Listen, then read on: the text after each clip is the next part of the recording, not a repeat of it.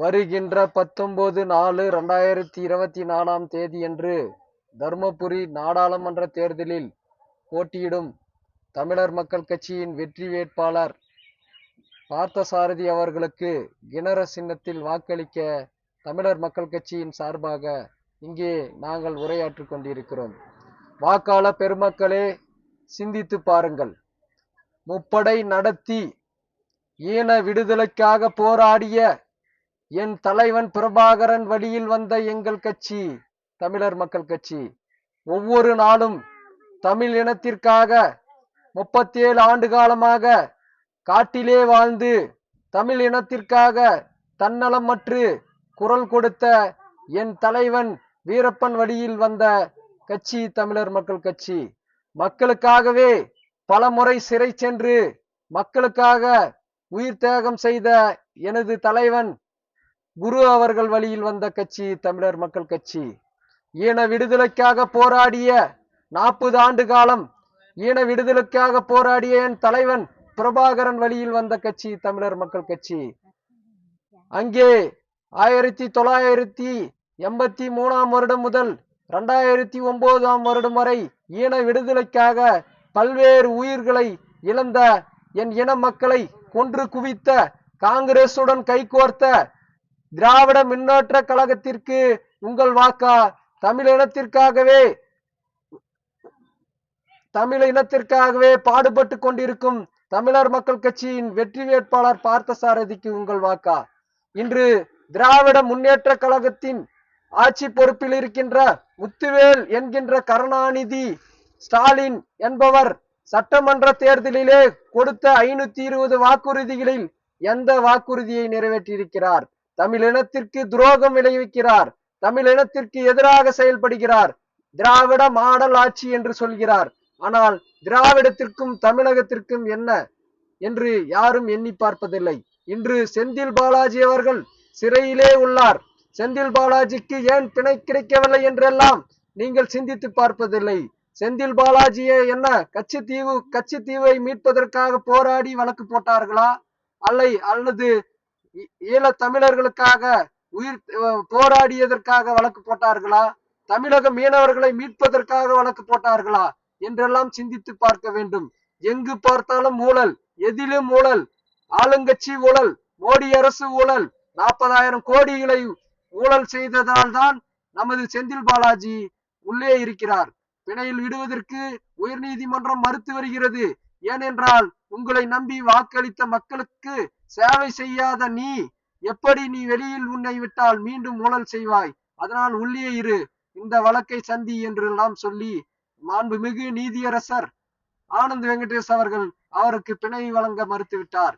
உச்ச நீதிமன்ற நீதிபதி சந்திரசூட் அவர்கள் தலைமை நீதிபதி என்ன கூறுகிறார்? மக்களே, ஏன், எதற்கு, என்ன என்று கேள்வி கேளுங்கள்.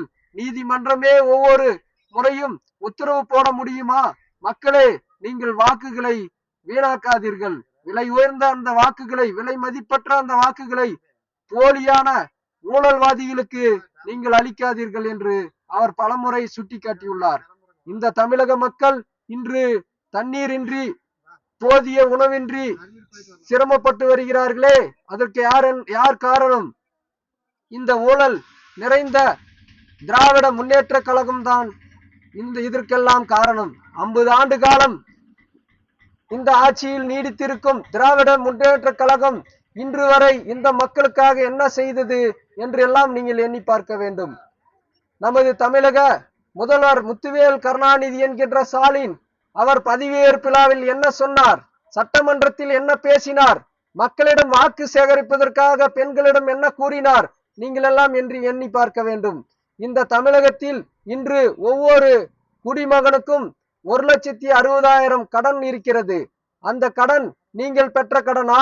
உங்கள் பிள்ளைகளுக்கு படிப்பதற்காக கட்டணம் செலுத்துவதற்காக பெற்ற கடனா? இல்லை நீங்கள் மருத்துவம் பார்ப்பதற்கு பெற்ற கடனா என்றெல்லாம் நீங்கள் சிந்தித்து பார்க்க வேண்டும். உலக வங்கியிலே ஒவ்வொரு தமிழனுக்கும் 1,60,000 கடன் நிலுவையில் இருக்கிறது. அந்த கடனை யார் செலுத்துவது? முன்னே ஆட்சியில் இருந்தவர்கள் எல்லாம் இந்த அளவுக்கு அவல நிலையில் இல்லை. முத்துவேல் கருணாநிதி என்கின்ற ஸ்டாலின் இன்று இந்த மக்களை ஏமாற்றி இன்று 40 சட்டமன்ற தொகுதிகளிலே வேட்பாளரை நிறுத்தியிருக்கிறார். நீங்கள் எல்லாம் சிந்தித்து பார்க்க வேண்டும். சென்ற தேர்தலில் 5 ஆண்டுகளுக்கு முன்பு தர்மபுரி பாராளுமன்ற உறுப்பினராக போட்டியிட்ட வேட்பாளராக நின்ற செந்தில் அவர்கள் திறந்த வாகனத்தில் வந்தார். இன்று அவர் எங்கே இருக்கிறார் என்று கூட தெரியவில்லை. காவல் நிலையத்தில் புகார் கொடுத்தும் தேடும் அளவிற்கு அவர் காணாமல் போய்விட்டார். அவர் ஏசி காரில் குலுகுலு என்று வாழ்வதற்கும் அவர் பங்களாவில் குலுகுலு என்று இருப்பதற்காக தான் இந்த தர்மபுரி பாராளுமன்ற உறுப்பினர் ஆகியிருக்கிறார். ஏற்கனவே அவர் நின்று இந்த மக்களுக்கு எதுவுமே செய்யவில்லை என்பதால் தான் மாற்று வேட்பாளர் மணி அவர்களை நிறுத்தி இருக்கிறார் நமது மாண்புமிகு முதல்வர் அவர்கள். மாண்புமிகு முதல்வர் அவர்கள் தன்னுடைய பாராளுமன்ற தேர்தல் அறிமுக கூட்டத்தில் அவர் என்ன சொன்னார்? மணி அவர்கள் இந்த மக்களுக்காக பணியாற்றிய வழக்கறிஞர் என்று சொன்னார். ஆனால் அவர் எந்த வழக்கில் ஆஜரானார் என்பதை உங்களுக்கு தெரியுமா? வாசாத்தி வழக்கில் ஆஜரானாரா? தும்பலி எண்ணெய்க்கல் புதூர் திட்டத்திற்காக கால்வாய் அமைக்க 284 கோடி பெறுவதற்காக போராடி நீதிமன்றத்தில் பாதிக்கப்பட்டு கைது செய்யப்பட்ட மக்களுக்காக பிணைக்கு ஆஜரானாரா? நீங்கள் எல்லாம் சிந்தித்து பார்க்க வேண்டும். இந்த தமிழர் மக்கள் கட்சி பல்வேறு போராட்டங்களை நடத்திய கட்சி தமிழர் மக்கள் கட்சி. இந்திய அளவிலே மக்களுக்காக ஒவ்வொரு நாளும் போராடி சிறை செல்லும் ஒரே கட்சி தமிழர் மக்கள் கட்சி. நீங்கள் எல்லாம் சிந்தித்து பார்க்க வேண்டும். தும்பலல்லி எண்ணெய்க்கல் கால்வாய் திட்டத்தை கொண்டு வருவதற்காக 30 ஆண்டு காலமாக போராடும் ஒரே கட்சி தமிழர் மக்கள் கட்சி. எத்தனை சிறை நிரப்பும் போராட்டம், எத்தனை முறை டெல்லி பயணம், எத்தனை முறை சென்னை பயணம், எத்தனை முறை உள்துறை செயலாளரை சந்தித்த கட்சி தமிழர் மக்கள் கட்சி. எத்தனை முறை நமது வாட்டர் ரிசோர்ஸ் அமைச்சர் என்ற மினிஸ்டர் என்று சொல்லக்கூடிய அவர் நீர்நிலைத்துறை அமைச்சர் உமா பாரதியை சந்தித்த கட்சி தமிழர் மக்கள் கட்சி. தமிழர் மக்கள் கட்சிக்கு பல்வேறு இடங்களில் தொடர்பு உள்ளது. உலக அளவில் காற்று இல்லாத இடம் உண்டு, தமிழன் இல்லாத இடம் உண்டா? தமிழர் மக்கள் கட்சியின் ஒவ்வொரு தொண்டனும் நீங்கள் சிந்தித்து செயல்பட வேண்டும். உலக வரலாற்றில் தமிழினம் இன்று அழிந்து கொண்டிருக்கிறது. மாற்று சக்திகளிடம் மாட்டிக்கொண்டு முழித்துக் கொண்டிருக்கிறது. முப்படை நடத்தி தமிழகத்தை ஆண்ட சேர சோழ பாண்டியன் ஆண்ட இனம் தமிழினம். 30,000 ஆண்டுகளுக்கு முன்பு தோன்றிய மொழி தமிழ் மொழி. அதே போன்று அம்மா என்று அழைக்கின்ற மொழி தமிழ் மொழி. இன்று அம்மா என்று அழைக்கின்ற மொழி தமிழ் மொழி. இதெல்லாம் உங்களுக்கு தெரியும். தாய்மார்களே, சிந்தித்து பாருங்கள்.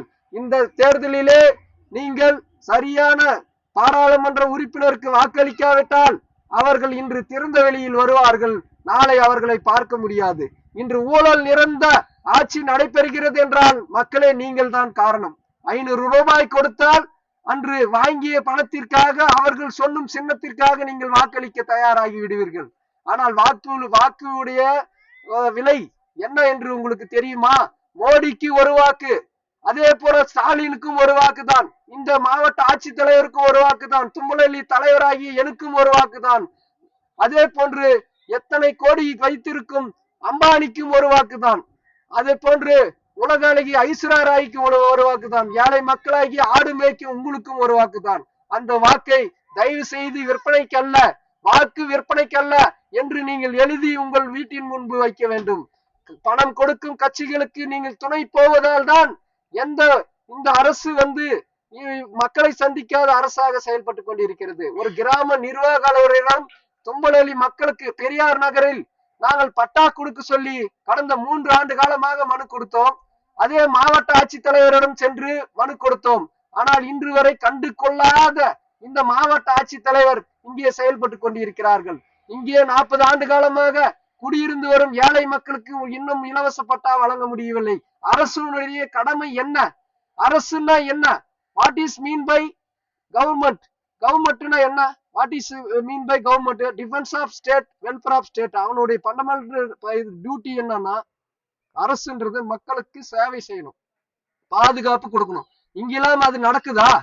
அமெரிக்காவில் நடக்கிறது, ரஷ்யாவில் நடக்கிறது, சிங்கப்பூரில் நடக்கிறது, மலேசியாவில் நடக்கிறது.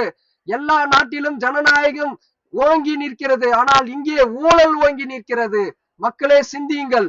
உங்களை எல்லாம் நாங்கள் தமிழர் மக்கள் கட்சி உங்களை எல்லாம் அரவணைத்து உங்களுக்காக போராடும் ஒரே கட்சி தமிழர் மக்கள் கட்சி. இந்த பாராளுமன்றத்தில் யார் வேட்பாளராக நின்று பாராளுமன்ற உறுப்பினராக ஆனாலும் இந்த தமிழர் மக்கள் கட்சி ஒவ்வொரு நாளும் அவர்களை கேள்வி கேட்கும் ஒரே கட்சி தமிழர் மக்கள் கட்சி. தயவு செய்து பாராளுமன்ற தேர்தலிலே போட்டியிடும் அன்புமணி சௌமியா அவர்களே மற்றும் வழக்கறிஞர் மணி அவர்களே மற்றும் அனைத்து இந்திய அண்ணா திராவிட முன்னேற்ற கழகத்தில் நிற்கும் அசோகன் அவர்களே, உங்களுக்கெல்லாம் நாங்கள் கேட்பது என்னவென்றால், நீங்கள் வெற்றி பெற்றால் நீங்கள் இந்த மாவட்ட மக்களுக்கு வேலை செய்யும் ஒரு வேலை காவலர், நீங்கள் ஒரு வாட்ச்மேன் போன்றவர்கள். இந்த மக்களுக்கு ஒரு துப்புரவு பணியாளராக நீங்கள் செயல்பட வேண்டும். அடிக்கடி நீங்கள் எல்லாம் சிந்தித்து பார்க்க வேண்டும். அமெரிக்காவில் இருக்கின்ற அந்த அரசு துப்புரவு பணியாளர்களுக்கு தேவையான ஏசி கார் வழங்கியுள்ளது. துப்புரவு பணியாளர்கள் ஏசி காரில் தான் செல்ல வேண்டும். மக்களுக்கு அந்த அளவுக்கு அந்த துப்புரவு பணியாளர்களுக்கு தேவையான அனைத்து வசதிகளையும் செய்கிறது. அங்கே அமெரிக்காவில், ரஷ்யாவில், இங்கிலாந்துலாம் வந்து பாத்தீங்கன்னா டாக்டருக்கு வழக்கறிஞர்களுக்கெல்லாம் அதிக சம்பளம் கிடையாது. கியூபாவெல்லாம் பாத்தீங்கன்னா துப்புரவு பணியாளர் ஊரை சுத்தம் பண்றவங்களுக்கு தான் அதிக சம்பளம். ஆனா இங்கே பாக்குறவங்களா, ஆடு மேய்க்கவர்களுக்கு சாப்பாட்டுக்கு வழி இல்லை, விவசாயம் செய்யறவங்களுக்கு சாப்பாட்டுக்கு வழி இல்லை, துப்புரவு பணியாளருக்கு தேவையான உடை இல்லை, ஒரு வாகனம் கிடையாது. இதற்கெல்லாம் என்ன காரணம்?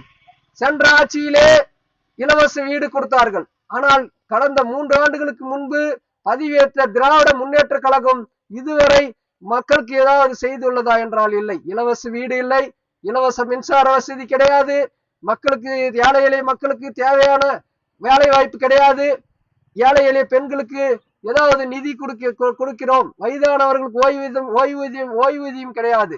இப்படி ஏசி காரிலே வாழ்ந்து கொண்டிருக்கும் நமது தமிழக முதல்வர் ஸ்டாலின் அவர்களும் அவரது மகன் உதயநிதி ஸ்டாலின் அவர்கள் என்றாவது மக்களை சந்தித்துள்ளார்களா என்று பார்த்தால் இல்லை. அவர்கள் தேர்தல் வாக்குறுதியை அளித்தார்கள். அந்த தேர்தல் வாக்குறுதியில் 5 வாக்குறுதி கூட நிறைவேறவில்லை. இன்று ரேஷன் கடையில் கூட மக்கள் கீழிலே நின்றுதான் வாங்க வேண்டும். அப்படிப்பட்ட நிலை. ரேஷன் கடையில் வந்து தரமான பொருளே கிடையாது. நீங்க இதெல்லாம் வந்து வேற நாட்டுலாம், சிங்கப்பூர்லாம் வந்து பாத்தீங்கன்னா ரேஷன் கடையில், அரசு கடையில் மட்டும்தான் தரமான பொருள் கிடைக்கும். இங்க பாத்தீங்கன்னா ஒரு துப்புரவு பணியாளருக்கு தேவையான வசதிகளை செய்து கொடுக்காத அரசு மாவட்ட